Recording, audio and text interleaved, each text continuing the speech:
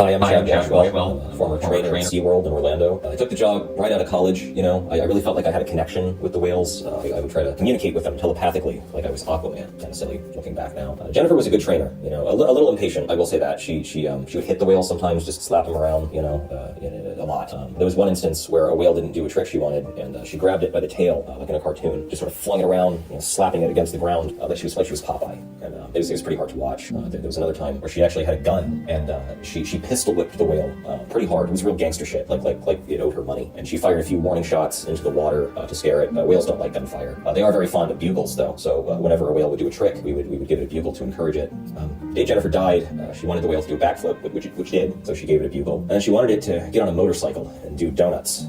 And it just swam in circles like a fucking idiot. So she hit it, of course.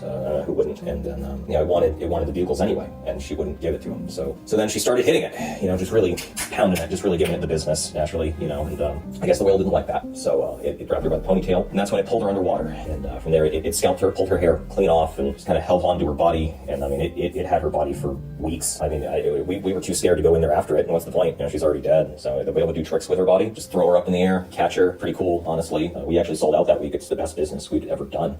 Visitors wanted more trainers to die so that their bodies could be used as toys for the whale, which is obviously we couldn't afford that. That's not sustainable. But I learned a lot from Jennifer.